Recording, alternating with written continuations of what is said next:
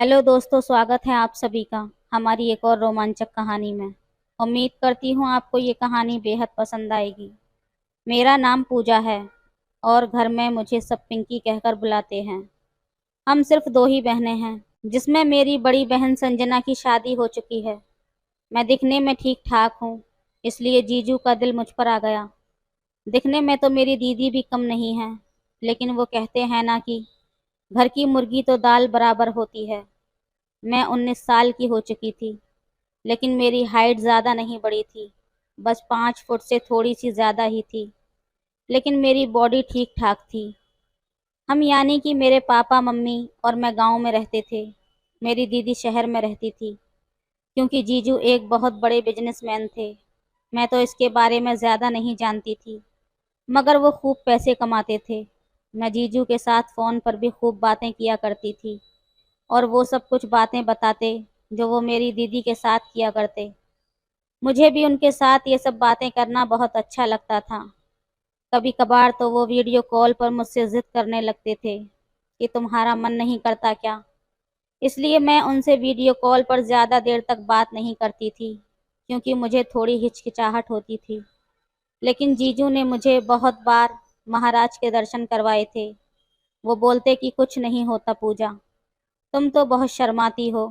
अब तुम्हारी दीदी को ही देख लो, रोज इसकी पूजा करती है।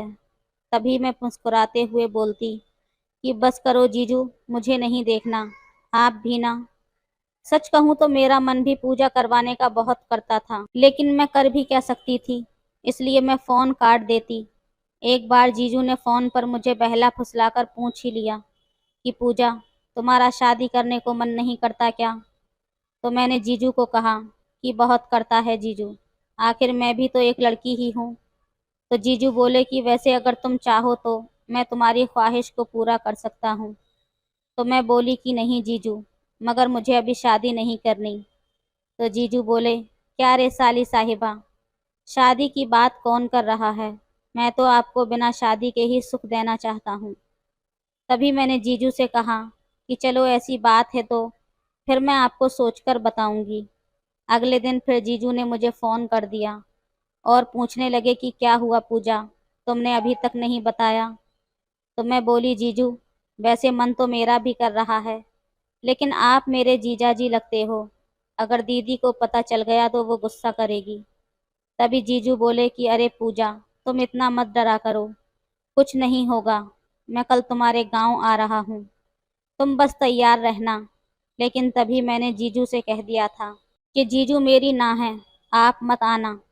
शाम को मैंने फिर जीजू को फ़ोन किया कि जीजू मैं सच कह रही हूँ, आप कल मत आना। लेकिन जीजू कहने लगे कि अब तो मैंने अपना मन बना लिया है और अब तो मैं आकर ही रहूँगा।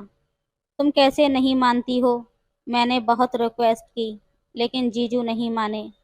सुबह 10 बजे तक जीजू गाड़ी लेकर घर आ पहुँचे। घर में मम्मी पापा भी थे, तो जीजू उनके साथ बैठे बातें कर रहे थे, और उन्होंने बहाना भी बना लिया था कि मैं ज़रा काम से आया था, इसलिए सोचा कि आप सबसे मिलता चलूं। मैं रसोई में खाना बना रही थी, तो थोड़ी ही देर बाद जीजू सीधा ही रसोई में आ गए और उन्होंने ज़ोर से मेरी चोटी खींच ली और बोले, कैसी हो साली साहिबा, फ़ोन पर तो बड़े नखरे दिखा रही थी, फिर इतना किसके लिए सजी हो। तभी मैं ज़ोर से चीख पड़ी कि छोड़ो जीजू, आप भी ना। मैंने कितना मना किया था कि आप मत आना, लेकिन फिर भी आप आ गए। क्या आपका दीदी से जी नहीं भरता जो मेरे पीछे पड़े रहते हो। इतने में जीजू बोले कि आज तो बड़े ही गुस्से में लग रही हो, चलो अभी तुम्हारा गुस्सा शांत करता हूँ। उसके बाद उन्होंने सोने की रिंग निकाली और मेरे हाथ में पहना दी। वो वास्तव में बहुत ही सुंदर थी। मैंने पूछा कि अब इसकी क्या ज़रूरत थी जीजू। तो वो बोले कि ये तो साली साहिबा के लिए बस एक छोटा सा तोहफा था, बताओ कैसा लगा। तो मैंने मुस्कुराते हुए कहा कि बहुत सुंदर है जीजू, लेकिन आप ये मत समझ लेना कि मैं इसके बदले आपको। तो जीजू बोले, अरे नहीं पूजा, ये तो बस ऐसे ही मन किया तो ले लिया। वैसे सच कहूँ तो ये रिंग तुम पर बहुत अच्छी लग रही है, बिल्कुल राजकुमारी जैसी लग रही हो। तभी मैं बोले कि बस करो जीजू, मुझे ज़्यादा मस्के लगाने की ज़रूरत नहीं है, मैं सब समझती हूँ। इसके बाद मैंने सभी के लिए खाना लगा दिया। जीजू भी भूखे ही आए थे, तो उन्होंने भी हमारे साथ खाना खाया और बातें भी करने लगे। मैंने सोचा कि जीजू शायद अभी जाएंगे, तो मैंने कंफर्म करने के लिए मजाक के मूड में पूछ लिया कि जीजू आप आज रुक जाते तो। जीजू बोले कि तुम्हें किसने कहा कि मैं जा रहा हूँ, मैं कल सुबह ही जाऊँगा। अगर आप लोगों को परेशानी हो रही है तो फिर मैं अभी निकल जाऊँगा। तो मेरे पापा बोले कि अरे नहीं, ये तो मजाक कर रही है, और उन्होंने उल्टा मुझे ही डांट दिया। खाना खाकर जीजू गेस्ट रूम में आराम करने लगे। तभी मम्मी पापा खेत पर जाने लगे, क्योंकि हमारे खेत में अभी चावल लगाए जा रहे थे। मैं अभी पापा के साथ खेत जाना चाहती थी, क्योंकि मुझे पता था अगर घर पर रुकी तो जीजू नहीं मानेंगे और मुझे नहीं छोड़ेंगे। इसलिए मैंने पापा से रिक्वेस्ट की, लेकिन पापा ही नहीं माने। वो बोले कि अगर तुम भी चली जाओगी तो फिर दामाद जी घर में अकेले थोड़ी रहेंगे, इसलिए तुम घर पर ही रुको। मेरे पापा से ऐसी बातें सुनकर जीजू तो बहुत ही खुश हो गए थे, क्योंकि अब हमें सारी दोपहर डिस्टर्ब करने वाला कोई नहीं था। इसके बाद मैं रसोई का काम निपटाने लगी, और जैसे ही मम्मी पापा घर से निकले, जीजू तुरंत मेरे पीछे रसोई में आ गए और मुझे पकड़कर गेस्ट रूम में ले गए। मैंने बहुत छुड़ाने की कोशिश की, लेकिन वो नहीं माने। रूम में ले जाकर उन्होंने मुझे बेड पर बिठा दिया और खुद नीचे बैठकर मुझे मनाने की कोशिश करने लगे कि अब मान भी जाओ न पूजा। जीजू को नीचे बैठा हुआ देखकर मुझे भी अच्छा नहीं लग रहा था, इसलिए मैंने उन्हें कहा कि जीजू प्लीज़ आप ऐसा मत कीजिए। चलिए ठीक है, पहले आप ऊपर बैठ जाइए। मेरे मुंह से ऐसा सुनकर जीजू के चेहरे पर मुस्कुराहट आ गई थी, और वो बोले कि चलो, महारानी को थोड़ी दया तो आई हम पर। तभी मैंने जीजू से कहा कि अब आप ऐसा करेंगे तो मुझे तो मानना ही पड़ेगा। लेकिन सच कहूँ तो जीजू, मुझे बहुत ही ज़्यादा घबराहट महसूस हो रही है। तभी जीजू बोले कि कोई बात नहीं पूजा, ये तो नॉर्मल है, फर्स्ट टाइम सभी को होती है, और वैसे भी तुम घबराई हुई और भी ज़्यादा सुंदर लग रही हो। मेरे माथे पर थोड़ा थोड़ा पसीना भी आ चुका था। फिर जैसे ही जीजू मेरे करीब आने की कोशिश करने लगे, तभी मेरी बहन संजना का फ़ोन आ गया, लेकिन जीजू ने तुरंत ही फ़ोन काट दिया। उसके बाद फिर संजना दीदी ने दोबारा से फ़ोन किया। जीजू फिर से फ़ोन काटने वाले थे, लेकिन मैंने उनके हाथ से फ़ोन ले लिया और उठा लिया। फ़ोन उठाते ही दीदी गुस्से में बोली कि क्या बात है आकाश, तुम फ़ोन क्यों नहीं उठा रहे हो? तभी मैंने जवाब दिया कि दीदी, वो मैं पूजा बोल रही हूँ। तभी दीदी बोली कि अच्छा, कैसी हो पूजा, और मम्मी पापा कैसे हैं? तो मैंने दीदी को नमस्ते किया और कहा कि मैं ठीक हूँ। दीदी आप कैसी हो? तभी दीदी बोली कि मैं ठीक नहीं हूँ, इसीलिए तो फ़ोन किया था। आज सुबह ही सीढ़ियों से उतरते वक्त मेरा पैर फिसल गया था और मैं गिर गई। इतना सुनते ही जीजू ने मेरे हाथ से फ़ोन छीन लिया और दीदी को परेशान होकर डांटने लगे कि संजना, तुम्हें सुबह ही फ़ोन कर देना चाहिए था ना। अब कैसी हो? ज़्यादा चोट तो नहीं लगी तुम्हें? तुम रुको, मैं अभी 1 घंटे में ही पहुंचता हूँ। तभी दीदी बोली कि अब इतना भी परेशान होने की ज़रूरत नहीं है। जब मैं कॉल करती हूँ तो उठाते नहीं हो। तुम्हें तो मेरी बिल्कुल भी फ़िक्र नहीं है।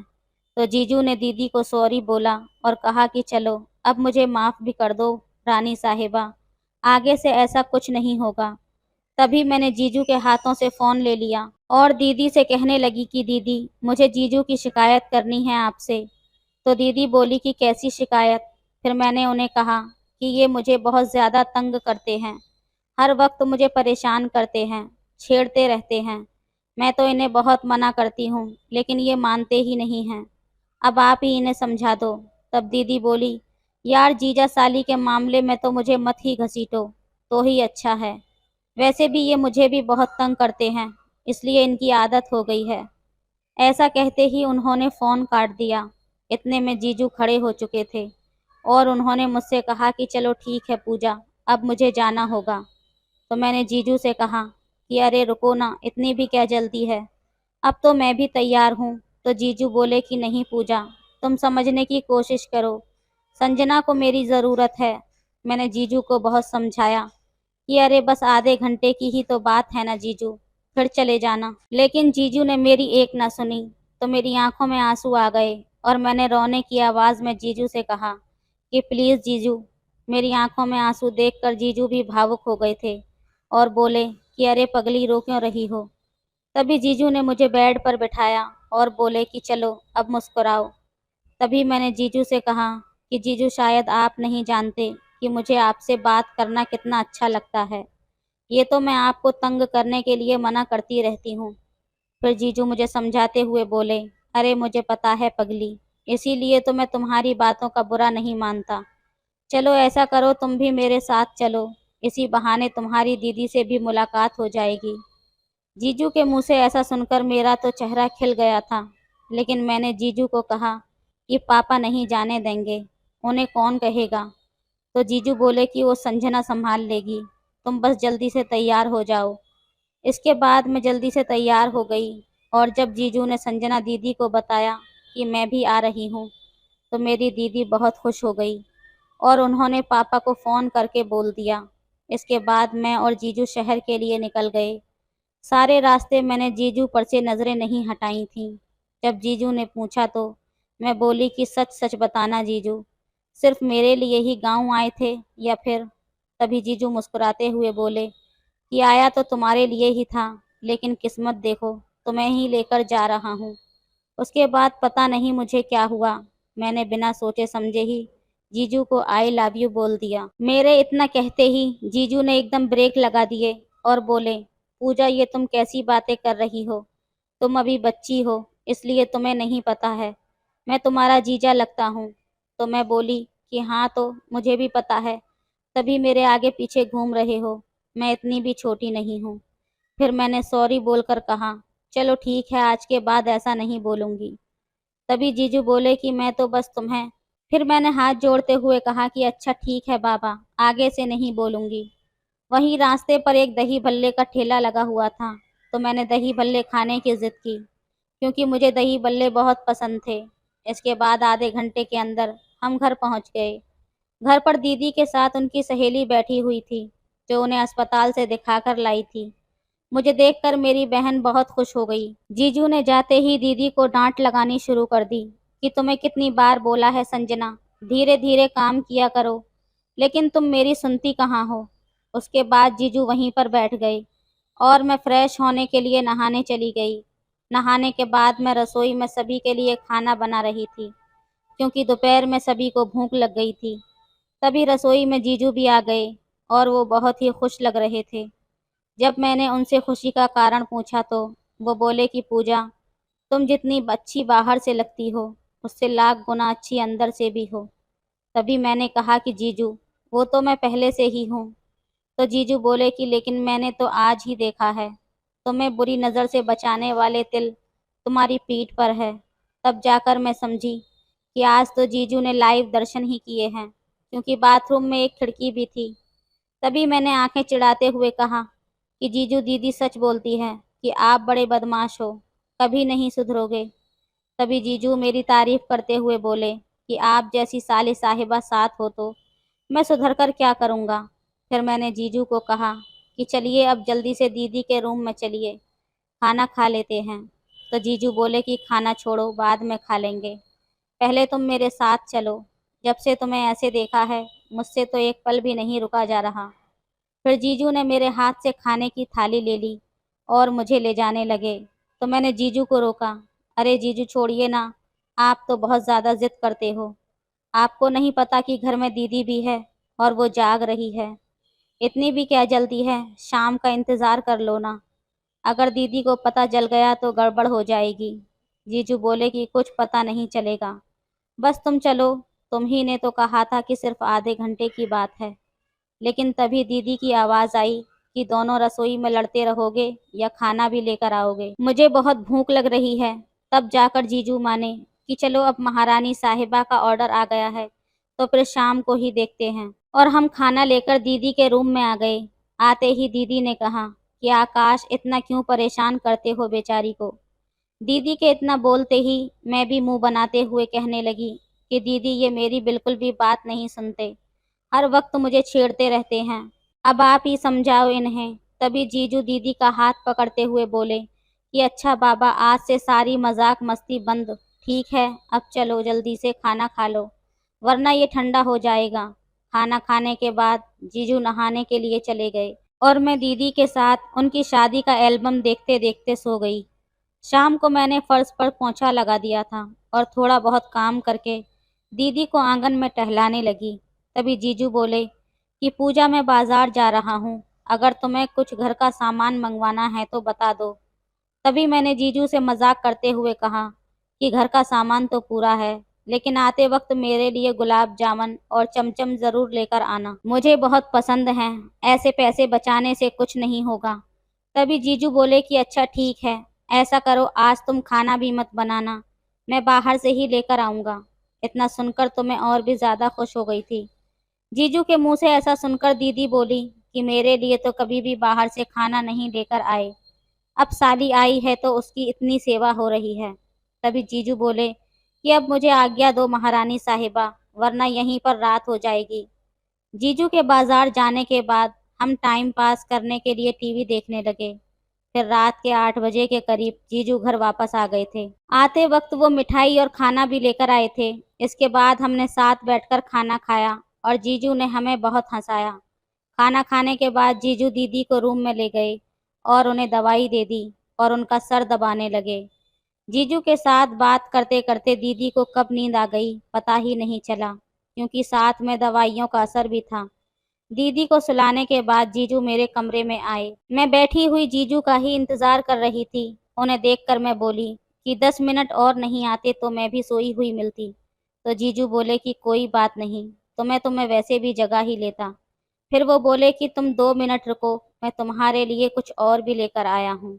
ऐसा बोलकर वो रसोई में चले गए और फ्रिज में से एक बियर की बोतल लेकर आए। तो जब मैंने जीजू से पूछा कि ये क्या है, तो वो बोले कि कुछ नहीं, बस स्वास्थ्य के लिए ठंडी होती है और थोड़ी सी पी लोगी तो तुम्हें इससे घबराहट भी महसूस नहीं होगी। तभी मैंने जीजू को मना कर दिया कि नहीं जीजू, मैं ये सब नहीं पीऊँगी। अगर आपको लेनी है तो ले लो, मैंने तो आज तक नहीं पी और पापा भी कहते हैं कि शराब सेहत के लिए अच्छी नहीं होती। तभी जीजू बोले कि अरे पगली, तुम कौन से ज़माने में जी रही हो, ये तो बस नॉर्मल बियर है, इससे कुछ नहीं होता। और तुमने तो देखा ही होगा कि आजकल की लड़कियां भी पीती हैं। इसके बाद जीजू ने मुझे पिला ही दी। वैसे मैंने फर्स्ट टाइम पी थी तो थोड़ी अजीब सी लग रही थी, लेकिन उसे पीने के बाद सारी घबराहट मानो उड़ गई थी। उसके बाद जीजू ने मेरी तारीफें करनी शुरू कर दी और वो मेरे करीब आकर बैठ गए। उस दिन जीजू ने मुझ पर खूब प्यार लुटाया, इसलिए मुझे नहाना पड़ा। मैंने जीजू को बोला भी कि अब बस करो। 2 घंटे बाद जीजू अपने कमरे में चले गए और मैं नहाकर सो गई। रात को तो मुझे इतना पता नहीं चला, लेकिन सुबह मुझे बहुत कमज़ोरी महसूस हो रही थी। इसके बाद मेरा और जीजू का रोज़ का काम हो गया था। उधर दीदी भी बीमार थी, तो जीजू भी मेरे ही ऊपर डिपेंड हो गए थे। मैंने 10-15 दिनों तक जीजू पर खूब प्यार लुटाया और इतने में दीदी भी फिर से ठीक हो गई थी। इसके बाद जीजू मुझे वापस गाँव छोड़ आए थे। फिर 2 दिनों बाद जीजू का मेरे पास फ़ोन आया और उन्होंने कहा, पूजा, दरअसल तुम्हारी दीदी को सब कुछ पता चल गया था। वो तो तुम्हारी खातिर तुम्हारे लिए कुछ नहीं बोली, लेकिन जैसे ही मैं कल घर आया तो उसने मुझे बहुत डांटा और मुझसे बात तक नहीं की। वैसे मैंने संजना को मना लिया है, लेकिन प्लीज़ अब तुम भी वो सारी बातें दिमाग से निकाल देना। ये सुनकर तो मैं भी डर गई थी, लेकिन संजना दीदी दिल की बहुत अच्छी थी। मैंने तुरंत फ़ोन कर दिया और उनसे माफ़ी मांगी। मेरी दीदी बोली कि कोई बात नहीं पूजा, तुम तो अभी बच्ची हो, गलती तो इन्हीं की है, लेकिन मैंने इन्हें समझा दिया है, आज के बाद ये ऐसा कुछ नहीं करेंगे और तुम भी घर पर कुछ मत बताना, वरना मम्मी पापा परेशान हो जाएंगे। इसके बाद सब कुछ नॉर्मल हो गया और दीदी ने भी बात को आगे नहीं बढ़ने दिया। जीजू में भले ही लाख कमियां थीं, लेकिन वो संजना दीदी की हर बात मानते थे और उनसे बेहद प्यार करते थे। इसलिए संजना दीदी ने उन्हें माफ़ कर दिया था। जीजू ने भी उन्हें भरोसा दिलाया कि आज के बाद वो ऐसी हरकतें नहीं करेंगे। तो दोस्तों, ये थी आज की कहानी। आपकी क्या राय है इस कहानी पर हमें कमेंट में ज़रूर बताएं। वीडियो अच्छी लगे तो लाइक करें, शेयर करें, सब्सक्राइब करें। धन्यवाद। सब्सक्राइब करें।